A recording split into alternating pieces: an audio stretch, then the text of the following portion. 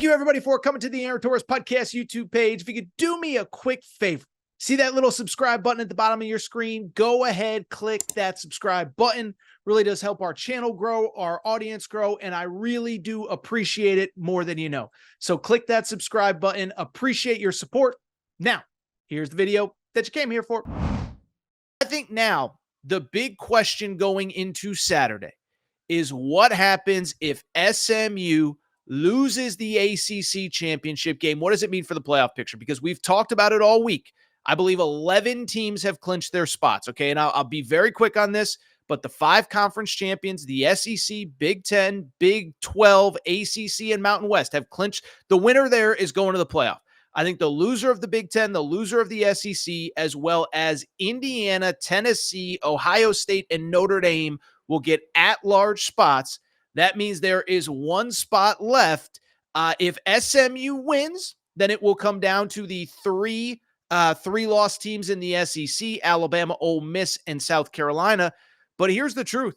The committee has already acknowledged that there will be no movement with teams that do not play this week. And so the question then becomes, Alabama is atop that list of 3 loss teams. We debated it. We talked about it on Wednesday's show.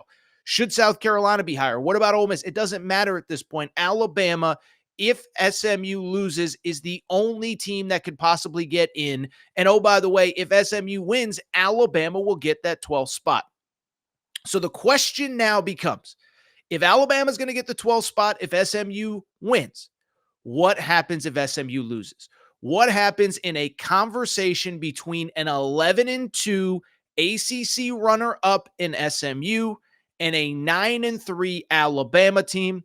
That is the question that is going to rage in college football on Saturday night into Sunday if SMU loses the ACC championship game. Going to be a lot of politicking on Saturday, but here's the crazy part. The politicking has already begun. I saw on Wednesday, basically everybody from SMU and the ACC sat down with Ross Dellinger from Yahoo.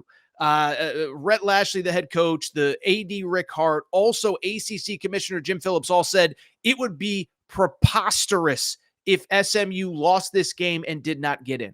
Well, Rhett Lashley continued the media tour on Thursday morning, joining Andy Staples and Ari Wasserman from On3. They asked him about this situation, and boy, oh boy, oh boy, did he give a fascinating answer. Play the sound. To consider doing crazy things like not playing Yes. or benching players or doing Yes. things. If our team all got COVID today and didn't play, we're in. Wow. We're in, right? We don't have Yeah. another data point to drop us below anybody that's behind us. Based So, on yeah, what I happened in think you'll- 2020, I think that's you'll how it would see- go. I Yeah. think if you open up that door, you're going to see a lot of people do a lot of crazy things. Yes, we're not going to. We're going to go play in Charlotte, and we're going to try to compete for our championship because that's the right thing to do. That's what competitors do. We value an opportunity to share the field with someone like Clemson, a fantastic team, and try to do something special. And so I just, like I said, I'm going to choose to believe that on Sunday that the right thing will be. So that was SMU head coach Rhett Lashley dropping the bomb, basically saying if we all got COVID and we had to not, and we were unable to show up for this game, we would get in by default. So the question becomes, why would we not be in if we get a loss? Why would we be punished for playing our conference championship game? Now, to be clear, this is a conversation that didn't start with Rhett Lashley, didn't start with SMU. It's a conversation that has been ongoing for a while. Lane Kiffin, before they took their 3rd loss to Florida, brought it up. Hey, I'm talking to coaches. Nobody wants to go to Atlanta for the SEC championship game because they're afraid what another loss would look like on their resume. By the way, I don't think it's totally out of the question that people are questioning if Georgia should be out of the playoff if they lose for a 3rd time on Saturday to Texas. Although I don't think that will be an issue, I think it will be a conversation. But I bring it up because, as I said, I don't think Georgia's the conversation right now. I think the conversation is exactly what Rhett Lashley said. Why would we not be in if we're playing this extra game? So it brings up an interesting conversation about conference championship games in this new 12-team playoff era. We'll get to it in a second, but I'm just going to do what I think needs, I'm just going to do what I think needs to be done right now. Let's just get into the debate, the pluses and minuses of both resumes, and then I will tell you how I think it goes down if SMU loses in that conference championship game. So first off, let's just look at the resumes. Let's start with SMU. Listen, we've analyzed and overanalyzed Alabama. By the way, for Ole Miss and South Carolina fans, I'm sorry. I made the argument on Wednesday that I think South Carolina should have gotten more credit for beating Clemson. So listen, this is not me saying that I think Alabama has to default into that final spot. I'm just going off of what the committee said. That is how we got to SMU, Alabama. Now let's compare resumes. And SMU, and what's interesting is the resumes are almost polar opposite, and it's going to be fascinating to see what the committee values. If SMU loses to Clemson on Saturday, this is essentially their resume. They will be 11-2. That's good because they would have 2 more overall wins than Alabama. And of course, on top of that, would not only have 2 more overall wins, but would have 2 more regular season wins. And their 2 losses would be very good losses, right? I mean, listen, you never want to lose, but if you're going to lose, you want to lose to good competition.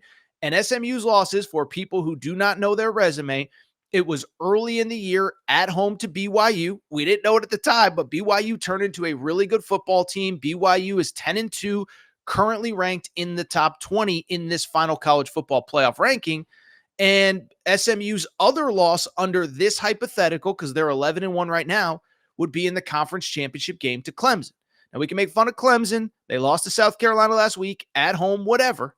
But Clemson's a top 20 team. Clemson's not a great win, but it's a good one. It's not a great loss, but it's not a great team, really. But it's not a terrible loss for SMU. And so because of it, that's what's kind of interesting about SMU. The 2 losses, both teams in the top 20. Obviously, you'd have a team that at that point had won the ACC and a team that could have, under different scenarios, played for a Big 12 championship. The issue with SMU, you don't need me to tell you, they just don't have any great wins. Now, that's not totally their fault. With the way the ACC schedule broke, here's the bottom line. There are 4 ACC teams in the final top 25. SMU played none of them in the regular season. Didn't play Miami. Didn't play Syracuse, who's now 9-3 and ranked in the top 25. And they didn't play Clemson in the regular season. They will play them on Saturday. So it's not really SMU's fault. It's also not SMU's fault, by the way, that they beat Pitt, who was ranked in the top 20 when they played them, and Pitt completely fell apart after that. But listen, this is, by the way, SMU also played Florida State, preseason top 10 team that ended up being terrible. And so I only bring it up because this is going to constantly be a conversation in not only the expanded playoff, but the expanded conference era. There's going to be imbalanced schedules. Not everybody's going to play the same competition. We've talked about it in every conference this season, and it's just the nature of the beast. So that's SMU's schedule, or SMU's resume. SMU's resume is 11 overall wins. If they do not win the ACC championship, they would have 0 bad losses, and they would have 2 pretty good losses, but also 0 good wins. Alabama, Crimson Tide, it's basically the exact opposite.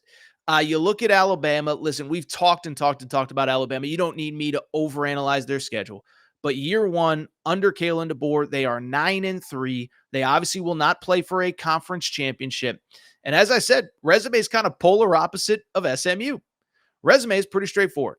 They have a bunch of actually very good wins. I think we get so caught up on beating Georgia at home. Georgia's, of course, playing for the SEC championship this weekend.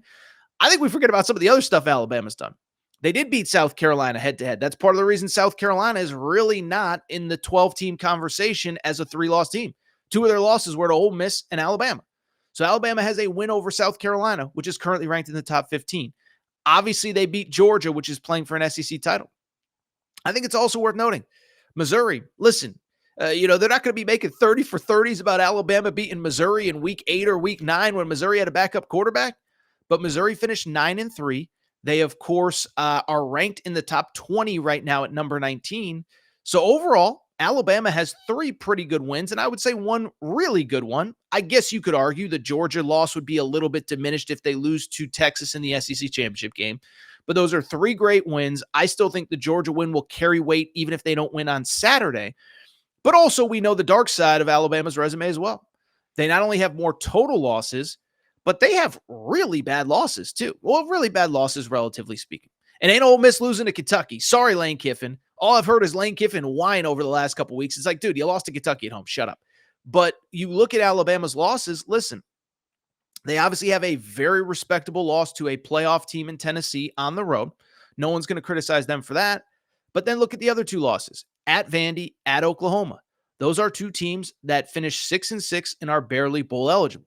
Kind of worth noting, Alabama did not play well on the road this year. Obviously, the loss to Tennessee, which everyone would forgive them for, but you lose to Vandy, you lose to Oklahoma. They're gonna have to go on the road in the playoffs. So that is the two resumes, and really, to me, that becomes the interesting conversation. And it's funny, I have people asking me, "Well, who gets the last spot if SMU loses?" And what I keep saying is, it's basically impossible to know, because at the end of the day, the committee's never been in this position before. The committee has never had to decide versus a 2-loss versus 3-loss for the final spot. And we don't know what this specific committee values. Until we know what the committee values, which won't happen until Sunday morning if SMU loses, it's going to be hard for us to really know what is important to them. Is it no bad losses, but you did lose to the two best teams on your schedule? But again, with SMU, do they value the fact that maybe it was out of SMU's control that they didn't play the best schedule in the ACC? Or do they value, hey, you got a couple bad losses, but you also got a couple great wins with Alabama? So that will be the question if SMU loses, that we debate for 12 hours on Saturday into Sunday. And let me just give you, again, my personal opinion. Listen, I don't really care what happens. My alma mater is not in this conversation at all. So let me just give you what I think will happen if SMU loses. And I think it's under the proclivity and the what's the right word I'm looking for? Not proclivity, the precaution. I can't think of the word, but it's under the assumption that SMU doesn't get blown out. Like, I obviously think if SMU loses 34-3, they're probably out of the conversation with the 12 team playoff as an at-large team. But if they lose 24-21, and it could have gone either way, here's what I actually think the committee will do. I actually personally believe that the committee will take SMU, and let me explain why. The reason I believe the committee will take SMU is pretty straightforward, is that all this, if you want to call it whining, if you want to call it campaigning, that Rhett Lashlee is doing, I actually think he's 100% correct. I think what Rhett Lashlee has really said the last couple days is factually correct and an important point. If all of a sudden you're going to say two teams with relatively comparable resumes are in for the final spot, and one team has to play the extra game in the conference championship game against a ranked opponent, by the way. It's not like you're playing a 7-5 Boston College team or something. You're playing a ranked top 20 opponent. Now, admittedly, it's a top 20 opponent that lost to two SEC teams. That's another conversation for another day. But if you leave SMU out, whether you believe SMU or Alabama is the better team, if you leave SMU out, I think the conversation immediately, like as of 3 p.m. on Sunday afternoon, like, you don't think the second SMU would get left out, that SMU's coaches, that SMU's AD, that the ACC commissioner, especially after last year, you don't think that the ACC is going to say, we're done with conference championship, or we have to reevaluate playing conference championship games. And so I do think if this situation arises, the committee understands the value and really the damage that would be done if they decided that they did not want to continue to play. Let me backtrack. I think the committee understands the damage that would be done if they decided to leave SMU out and the long-term impact of what that means for conference championships, right? Like, think about Ward Manuel. Ward Manuel is the head of the playoff committee. He's the AD at Michigan. You don't think Ward Manuel, the second that Final 12 is announced, you don't think he's getting a call from the Big Ten commissioner, from Greg Sankey, from whoever, basically saying, like, listen, dude, Greg Sankey's probably thrilled because his extra team gets in. But the counter to that is, I think even the Big Ten commissioner would be like, dude, you just screwed us so hard, because now teams aren't going to want to play in the conference championship. And so, listen, I think if it was a pair of 7-5 teams, I think if it was like the Big 12, where both teams need to win and get in, it'd be different. But SMU has made an argument that they are at least should be in consideration for an at-large spot. And I think that the people in that room understand the damage that would be done if you left out a runner-up that is only out because they played in that extra game in the conference championship game. I don't think it should matter, but I think it probably does, at least to some degree. The idea that it's specifically the Alabama against a team from the ACC. Obviously, what happened last year, I don't think we could say it shouldn't matter, and it probably shouldn't. But I do think if Alabama were to get in over SMU, after Alabama got in last year, or over SMU after they got in over FSU last year, I think it sets kind of a weird situation where the ACC is like, why are we even playing the season? Now, last year, I actually thought it was justified. Alabama was a one-loss SEC team. They went undefeated in SEC play, and Florida State was not the same team without Jordan Travis, and there was only one spot for two teams in a four-team structure. This year, I don't really think either team has an argument, but I'll say this. I think Alabama's argument is actually a little bit weaker because of the two bad losses. If Alabama had lost their three games and they were all to great teams, if they lost to Georgia and Tennessee and whoever, and maybe had no great wins, but you're talking about three top whatever losses, that's a different conversation. So that's my personal opinion of what needs to happen for Alabama. I think for Alabama, you either need an SMU win, just get you in. An SMU win gets you in because, again, the committee is – forget about the precedent of leaving out the ACC runner-up. I don't think the committee is going to even consider taking the chance of moving up teams that did not play this weekend.